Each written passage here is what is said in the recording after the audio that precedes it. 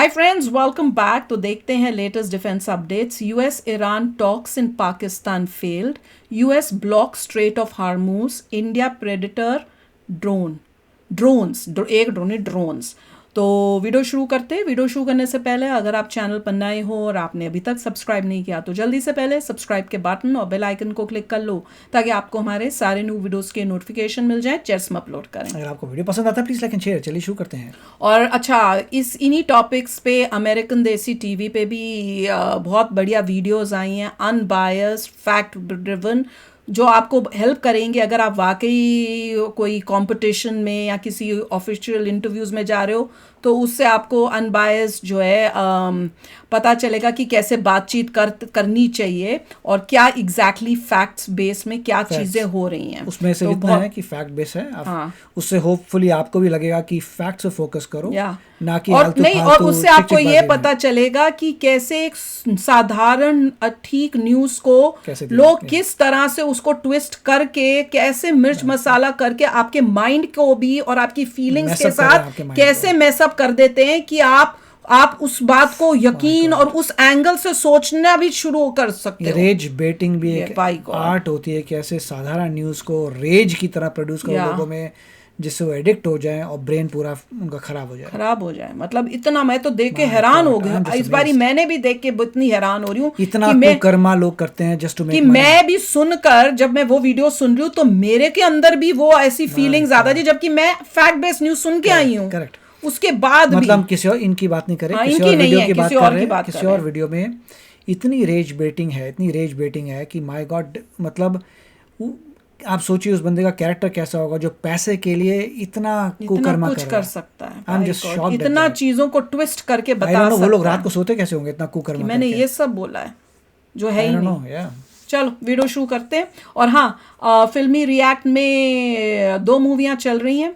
एक चल रही है डीजे अल्लू अर्जुन की सिल्वर मेंबर्स के लिए, बहुत ही बढ़िया मूवी है, इतना अच्छी कॉमेडी है और उसके बाद मतलब जो है ना बड़ा मज़ेदार है। तो अगर आपने देखना चाहते हो तो आ जाओ फिल्मी रिएक्ट चैनल में। अभी मेरे ख्याल से 1 या 2 पार्ट्स ही हुए हैं, तो बहुत ही मज़ा आ रहा है देखने में। अब चलो न्यूज़ शुरू करते हैं। जय हिंद डिफेंस लवर्स। आज की टॉप हेडलाइंस कुछ इस प्रकार है। 2029 से शुरू होगी भारत के लिए प्रेडेटर ड्रोन्स की डिलीवरी।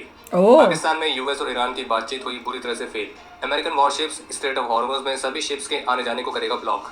पाकिस्तानी आईएसआईआर रिक्रूट कर रही है एमबीए ग्रेजुएट्स को। कौन से ग्रेजुएट्स को? एमबीए। 2024 में भारत और अमेरिका के बीच जो 31 प्रेडेटर आर्म्ड ड्रोन्स वाली डील साइन हुई थी, तो इसको लेकर अमेरिका ने भारत को इस बात का पूरा आश्वासन दिया है कि इन ड्रोन्स का इंडियन आर्म फोर्सेस में एक सीमलेस इंटीग्रेशन पूरी तरह से सुनिश्चित किया जाएगा। बाकी इन ड्रोन्स की जो डिलीवरी है वो जनवरी 2029 से स्टार्ट होने की उम्मीद है। इसके अलावा एक अपडेट यह है कि 12 से 25 अप्रैल तक भारत और उज्बेकिस्तान की जॉइंट मिलिट्री एक्सरसाइज डस्लिंग के 7th एडिशन को आयोजित किया जा रहा है और इसमें पार्टिसिपेट करने के लिए भारतीय सेना का कंटिजेंट उज्बेकिस्तान के लिए आज रवाना हो चुका है, जिसमें 60 पर्सनल शामिल हैं, जिनमें से अधिकतर भारतीय सेना की महा रेजिमेंट्स हैं और जबकि 15 पर्सनल भारतीय वायुसेना से भी हैं। बाकी इस ड्रिल के दौरान लैंड नेविगेशंस, एनिमी बेसिस पर स्ट्राइक मिशंस और एनिमी हेल्ड एरियाज के सीजर, तो इस तरह की एक्टिविटीज को प्रैक्टिस किया जाएगा। इसके अलावा एक अपडेट यह है कि पीओके और अफगानिस्तान बॉर्डर के पास चीन ने शिंगजियांग प्रांत में एक नई काउंटी यानी कि एक तरह की नई डिस्ट्रिक्ट तो उसको स्टैब्लिश किया है और इस नई काउंटी का नाम रखा गया है सैनलिंग, जो कि काराकोरम माउंटेन रेंज के पास से होते हुए जाती है और ये पीओके और अफगानिस्तान के बेहद ही करीब है। और जबकि इसी बीच मीडिया क्वेरीज के जवाब में आज भारतीय विदेश मंत्रालय की तरफ से भी एक स्टेटमेंट देखने को मिली है, क्योंकि विशेष रूप से चीन की उन हरकतों को लेकर थी जिसमें चीन अलग अलग जगहों के नहीं। तो मेरे को तो ये है कि हम सिर्फ ऑब्जर्व भी करते रहे कि हमने एक्चुअली कुछ किया भी है। ये मैं बताती हूँ, इसी बारे टॉपिक में कमेंट्स में मैंने पढ़ा था आपका कमेंट और मैंने यही बोला कि भैया जो अपने आप को बड़े ज्ञानी बाबा समझते हैं यूट्यूब के, वो यूएसए और ईरान का बारे में दिन रात जो वीडियो बना रहे हैं, जबकि हम भाई ऑब्जर्वर हैं, वही बोलते हैं, हम नहीं बोलते। ये मत सोचो कि हम बोल रहे हैं, वही नॉलेजेबल अपने ज्ञानी बाबा बोलते हैं कि हम तो ऑब्जर्वर हैं और फिर दिन रात एज एन ऑब्जर्वर उसी की वीडियो बना रहे हैं। और यहाँ देश के आसपास क्या हो रहा है, चाइना क्या कर रहा है, उसको ऑब्जर्व तो दूर की बात है, ऑब्जर्व ही नहीं करते, उसकी वीडियो क्या बनानी है। जो मेन अपने से रिलेटेड चीजें उसकी वीडियो मत बनाओ, पर जिससे ना तुम्हारा लेना ना देना, जिसके तुम खुद ही बोलते हो हम ऑब्जर्वर हैं, उसकी दिन रात वीडियो बनाओ, ये बताना नहीं अपने चाइना इंडियंस ने ये सब कर दिया। हाँ, तो अभी भी ऑब्जर्व कर रहे हैं कि एक्चुअली कुछ हुआ, तो उसमें ही करना है कि नहीं करना हमें कुछ। भारतीय विदेश मंत्रालय के प्रवक्ता का यह कहना था कि भारत चीन द्वारा भारत की जमीन के हिस्से वाले स्थानों को मनगढ़ंत नाम देने के किसी भी प्रयास को स्पष्ट रूप से खारिज करता है। कैसे खारिज ही करता है? बोल के निराधार बातें करने के ऐसे, ये है डिफरेंस। इजराइल और यूएसए को देख लो क्या कर रहे हैं, और हमारे यहाँ दिन रात न्यूज आती है चाइना ये बना दिया, चाइना ने ये कर दिया, चाइना ने ये बोल कोई दिया, काउंटी बनाई, आपने उनका कोई एरिया का नाम वैसे किया क्या, उनके एरिया के कोई नाम को चेंज किया या बोला ये एरिया हमारा है। आपने अरुणाचल प्रदेश को कितना स्ट्रॉन्ग किया, आपने मिलिट्री वहां इंक्रीज की, आपने क्या किया वो बताइए इसके काउंटर में। क्या बस खारिज करते हैं, खारिज से क्या होगा। राइट, वास्तविकता को नहीं बदल सकते कि अरुणाचल प्रदेश सहित ये स्थान और क्षेत्र भारत का अभिन्न और अविभाज्य हिस्सा थे, हैं और हमेशा रहेंगे। वो तो पीओ को भी है, पीओ के भी हमारा भिन्न अंग ये वो है, क्या कर लिया करने 80 ईयर्स 100 साल हो जाएंगे। तो चीन के बायलैटरल रिलेशंस को स्थिर और सामान्य बनाने के चल रहे प्रयासों को बाधित करती है, और चीन को ऐसे कार्यों से बचना चाहिए जो संबंधों में नेगेटिव इफेक्ट पैदा करते हैं और बेहतर समझ बना। हम संबंधों में नेगेटिव इफेक्ट ये बातें कर रहे हैं, वो करता जा रहे हैं, हम कह रहे हैं संबंधों में आप नेगेटिव इफेक्ट ला रहे हो। दिस इज के प्रयासों को कमजोर करते हैं। और आपको बता दें कि भारत का ये रिएक्शन विशेष रूप से इसलिए आया है क्योंकि हाल ही में चीन ने अरुणाचल प्रदेश की कई सारी जगहों के चाइनीज नेम अनाउंस किए थे, जबकि अरुणाचल प्रदेश चीन का हिस्सा है भी नहीं। देख लो, मैं वही तो कह रहा हूँ, तो जैसे कि पहले से संभावना दिख रही थी, ऑब्जर्व ही करता रह जाएगा, और अगर दूसरे एक्टिविटी करते हैं तो लोगों को करेंगे हम, और कोई और करेगा तो उसको हम क्रिटिसाइज करके दिखाएंगे, जो है उसका मजाक उड़ा के दिखाएंगे कि बड़े हम वो हो गए। अभी नेक्स्ट ईयर 2027 में आप क्या बोलोगे कि 80 साल से ऑब्जर्व कर रहे हो लैंड को जो अगला बंदा ले गया आपकी।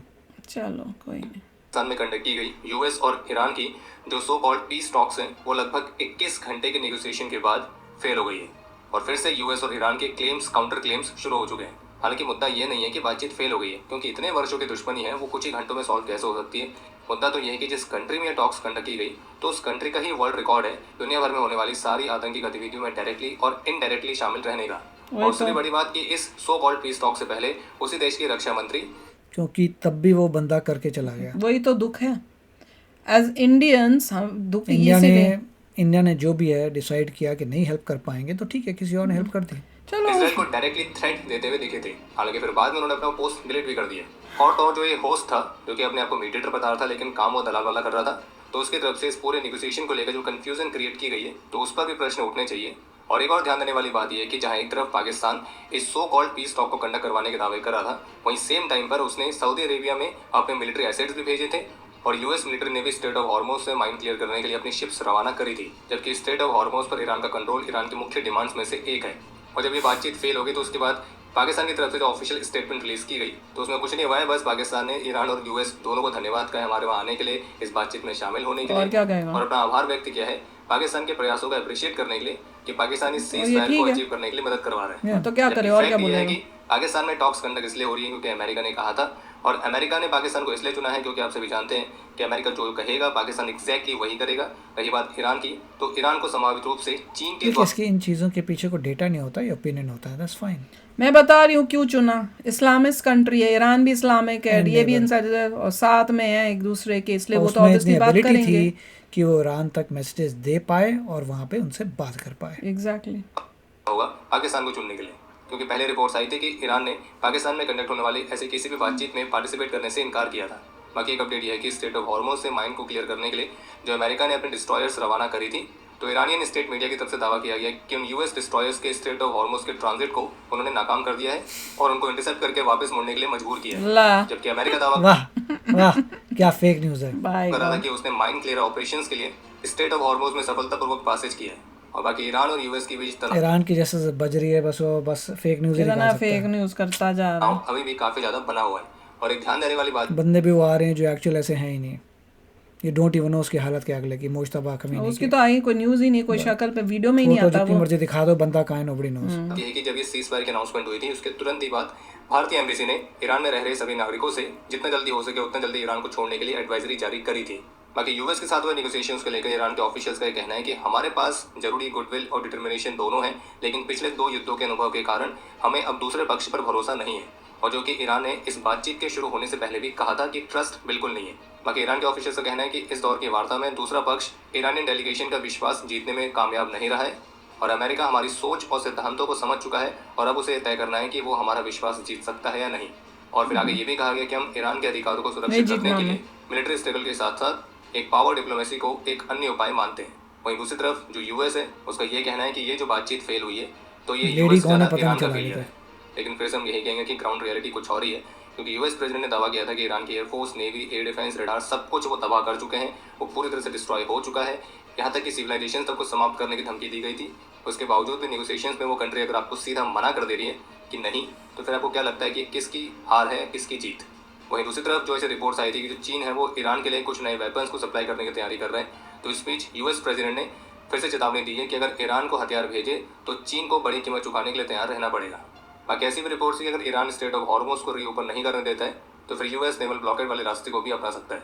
और जबकि घाना में ईरान की एम्बेसी ने एक पोस्ट करा कि इस नेगोशिएशन में यूएस ने हर एक उस चीज़ की डिमांड करी जो कि वो इस वॉर के माध्यम से अचीव नहीं कर पाया, लेकिन ईरान ने एक बिग नो कहा है। बाकी स्टेट अभी भी बंद है, यूएस के वाइस प्रेसिडेंट खाली हाथ घर चले गए। वहीं इन सबके बीच एक और इंडियन फ्लैग एलपीजी वेसल जिसका नाम है विक्रम, नहीं मिठाई के घर गए थे कि 20,400 मैट्रिक टन तक के एलपीजी कार्गो को ला रही है, तो उसने सेफली स्ट्रेट ऑफ हॉर्मुज़ को क्रॉस कर लिया है और अब 15 अप्रैल तक ये मुंबई पहुंच जाएगी। और वहीं दूसरी तरफ दलाल नेशन जो कि सो कॉल्ड पीस टॉक्स का अपने आप को करता धरता दिखा रहा था, तो उनके एक सुपर टैंकर को हॉर्मुज़ से यू टर्न लेके वापस जाना पड़ा है। रिपोर्ट्स के मुताबिक 2 एम्प्टी सुपर टैंकर्स ने स्ट्रेट ऑफ हॉर्मुज़ से पास करने का प्रयास किया था, लेकिन जैसे ही यूएस और ईरान के बीच नेगोशिएशंस फेल हुए तो इसे लास्ट मिनट पर इनको यू टर्न लेना पड़ा, संभावित रूप से इस डर से कि नेगोशिएशंस फेल होने के बाद जो सीज फायर बना हुआ है वो फिर से टूट सकता है। और इन 2 सुपर टैंकर्स में से एक पाकिस्तान फ्लैग टैंकर भी था जिसका नाम था शालमार और जो यूएई के दास आइलैंड के लिए रवाना हुआ था, और दूसरा टैंकर इराक जा रहा था। पैसे ले रहे होंगे, कोई नहीं आता भी था, तो वो सेफली इस पास से निकला है। सबकी गेम खत्म है कि वो जा कहाँ रहा है। बाकी इराक और पाकिस्तान दोनों ने ही पहले इस स्ट्रेट से पास होने के लिए ईरान की परमिशन प्राप्त कर ली थी, लेकिन जब एंड मोमेंट पर यूएस और ईरान की बातचीत फेल हो गई तो यहाँ से फिर इनको यू टर्न लेने के लिए मजबूर होना पड़ा।